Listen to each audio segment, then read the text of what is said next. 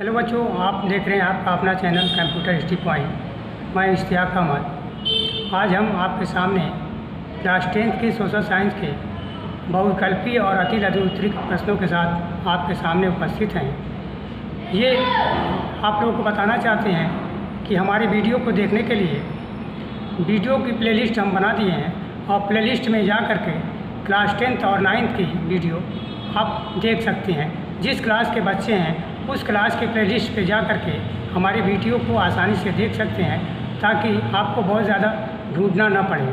Video को देखने के बाद वीडियो अच्छी लगे तो लाइक करें, शेयर करें और चैनल को सब्सक्राइब करना ना भूलें। साथ में बेल आइकन को प्रेस करें ताकि हमारी आने वाली हर वीडियो का नोटिफिकेशन आप तक आसानी से पहुंच सके। तो इस श्रृंखला को देखने के बाद सारे बच्चे बच्चियां अपने कॉपी पर नोट करेंगे और नोट करके स्कूल के समय में इसे ला करके क्लास में स्कूल के समय में लाकर स्कूल में चेक कराएंगे। और विकल्पीय प्रश्न है, उसमें सबसे पहला क्वेश्चन है कि नेपोलियन ने नागरिक संहिता को कब लागू किया था। तो इसमें 4 ऑप्शन दिए हुए हैं। अ है 1804 ईस्वी, ब 1815 ईस्वी, स 1829 ईस्वी और इसका डी है 1841 ईस्वी। तो इसका राइट आंसर जो है 1804 ईस्वी। नेपोलियन ने नागरिक संहिता 1804 ईस्वी में लागू किया था। अगला क्वेश्चन नंबर 2 है, यूरोप में राष्ट्रवाद के उदय के कारण निम्नलिखित में से कौन है। ए नए मध्यम वर्ग का उदय, बी उदारवादी विचारधारा का प्रसार, सी क्रांतिकारियों का उदय, डी ये सभी। तो इसका राइट आंसर है ये सभी। यूरोप में राष्ट्रवाद के उदय के ये निम्नलिखित कारण जो थे, इनमें ये सारे लोग ये राष्ट्रवाद के उदय के कारणों में से थे।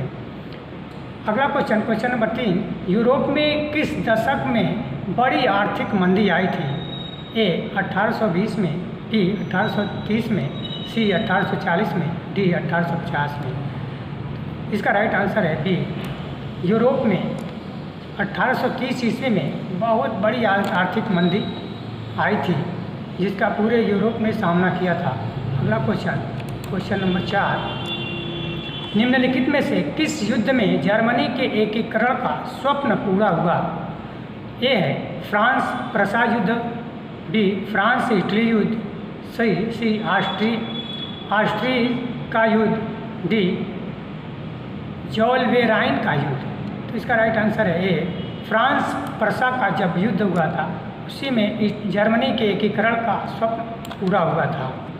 तो अगला क्वेश्चन नंबर 5 है, प्रसा के राजा विलियम प्रथम को जर्मनी का सम्राट कब घोषित किया गया था।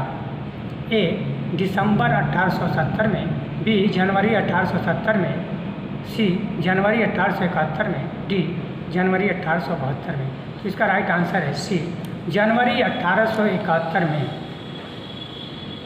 प्रसा के राजा विलियम को प्रसा का प्रथम सम्राट घोषित किया गया था। क्वेश्चन नंबर 6 है, बिस्मार्क ने किस नीति द्वारा जर्मनी के एकीकरण में सफलता पाई। ए उदारवादी नीति, बी लोकतांत्रिक नीति, सी पृथक्करण नीति और डी है लव एवं रक्त नीति। तो बिस्मार्क ने किस नीति के द्वारा जर्मनी के एकीकरण में सफलता पाई। तो इसका राइट आंसर है डी लव एवं रक्त नीति के द्वारा जर्मनी के एकीकरण में सफलता मिली थी। अगला क्वेश्चन नंबर 7, निम्नलिखित में से किसने इटली के एकीकरण को संभव बनाया। ए मेजिनी ने, बी गैरीबाल्डी ने, सी काबूर ने, डी ये सभी ने। तो इसका राइट आंसर है डी इन सभी ने मिलकर के इटली के एकीकरण को संभव बनाया था। क्वेश्चन नंबर 8 है, ज्यूसेप्पे मैत्सिनी को किसने सामाजिक आदेश का सबसे बड़ा दुश्मन बताया था। ए है काउंटी काबू, बी गैरीबाल्डी, सी मैटरनिक, डी विक्टर एमेनुअल। तो इसका राइट आंसर है सी मैटरनिक। तो इसका मैटरनिक को कहा था है जो सामाजिक आदेश का सबसे बड़ा दुश्मन बताया था। अगला क्वेश्चन नंबर 9, गैरीबाल्डी संबंधित था। ए इटली के एकीकरण से, बी जर्मनी के एकीकरण से, सी अमेरिका के स्वतंत्रता संग्राम से, डी रूस की राज्य क्रांति से। तो इसका राइट आंसर है इटली के एकीकरण से। गैरिबाल्डी जो था इटली के एकीकरण से संबंधित था। अगला क्वेश्चन नंबर 10 है, गैरिबाल्डी ने किस देश की राष्ट्रीय एकता के लिए संघर्ष किया था? ए है Austria, B Italy, C Germany, D रूस। तो इसका राइट आंसर है बी इटली। गैरिबाल्डी ने इटली के एकीकरण के लिए संघर्ष किया था। अगला क्वेश्चन नंबर 11, इंग्लैंड में राजतंत्र को कब समाप्त किया गया? ए है 1660 ईस्वी में, बी 1672 में, सी 1688 में, डी 1696 में। तो इसका राइट आंसर है 1688 ईस्वी में। 1688 ईस्वी में इंग्लैंड में राजतंत्र को समाप्त कर दिया गया था। अगला क्वेश्चन नंबर 12, बाल्कन क्षेत्र किसके नियंत्रण में था? ए जर्मनी, बी तुर्क, सी रूस, डी इंग्लैंड। तो इसका राइट आंसर है बी तुर्क। बाल्कन क्षेत्र था ये तुर्कों के नियंत्रण में था। अगला क्वेश्चन नंबर, ये लघु उत्तरीय है। अगले में जो है लघु उत्तरीय प्रश्न है, इसमें सबसे पहला क्वेश्चन है, नेपोलियन संहिता से क्या आशय है? तो इसका उत्तर है, नेपोलियन ने फ्रांस में लोकतंत्र को नष्ट कर दिया। इसने प्रशासनिक क्षेत्र में क्रांतिकारी सिद्धांतों का समावेश किया जिससे पूरी व्यवस्था कुशल बन सके। नेपोलियन ने 1801 ईस्वी की नागरिक संहिता, जिसे सामान्यतः नेपोलियन की संहिता के नाम से जाना जाता है, ने जन्म पर आधारित विशेषाधिकार समाप्त कर दिया था। तो ये थी नेपोलियन की संहिता। तो इसका आंसर ये है। अब अगला question number 2, Germany, Italy, Switzerland 18वीं शताब्दी के मध्य किसमें विभाजित थे? तो इसका उत्तर है, जर्मनी, इटली, स्विट्जरलैंड 18वीं शताब्दी के मध्य में राजशाहियों, डचों और कैटनियों में विभाजित थे। क्वेश्चन नंबर 3 है, यूरोप में राष्ट्रवाद के उदय के क्या कारण थे? इसका उत्तर है, यूरोप में राष्ट्रवाद के उदय के नए मध्यम वर्ग का उदय तथा उदारवादी विचारधारा का प्रसार। तो यूरोप में जो राष्ट्रवाद का उदय हुआ था, इसमें जो मध्यम वर्ग थे और उदारवादी विचारधारा था, यही इनके मुख्य कारण थे। अगला क्वेश्चन है क्वेश्चन नंबर 4, उदारवादी राष्ट्रवाद से आप क्या समझते हैं?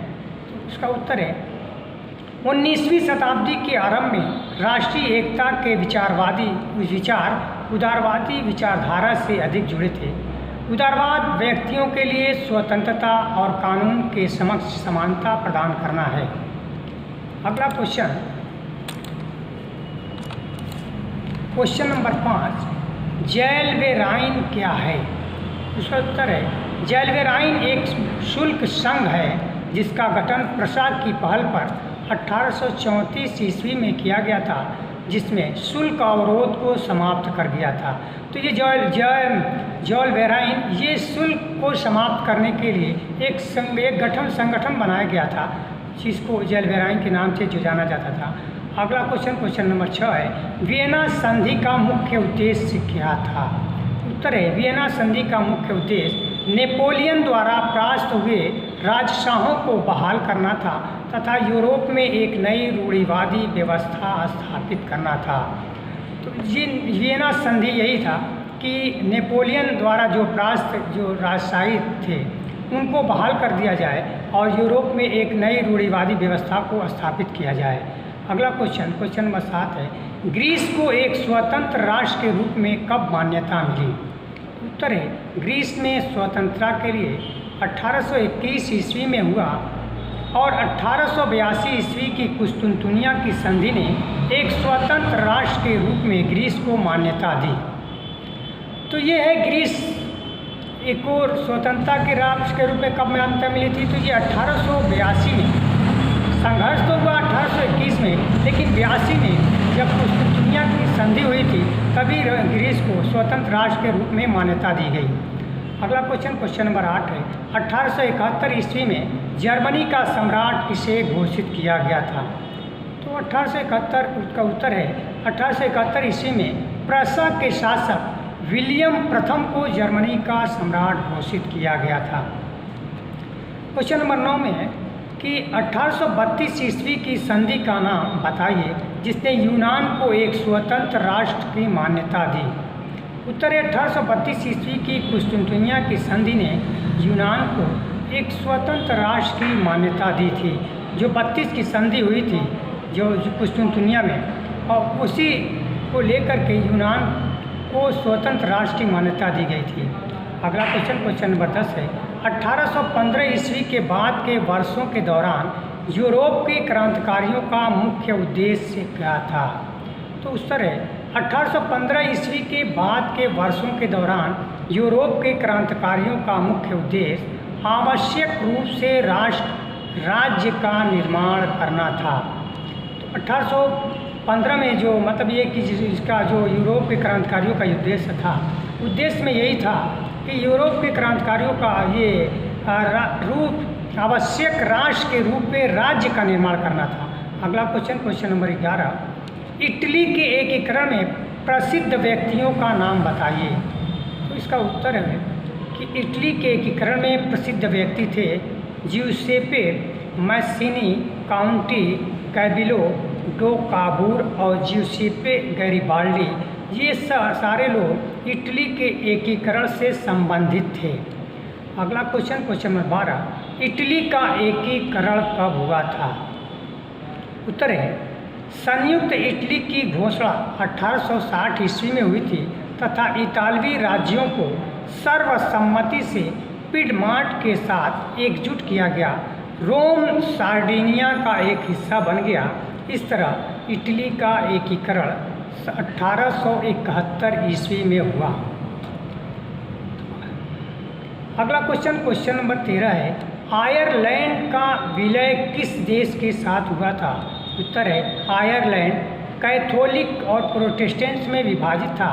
अंग्रेज़ों ने कैथोलिक देशों का प्रभुत्व स्थापित करने के लिए प्रोटेस्टेंट का समर्थन किया तथा कैथोलिक के विद्रोह को दबाकर आयरलैंड को 1801 ईस्वी में यूनाइटेड किंगडम में विलय कर दिया था।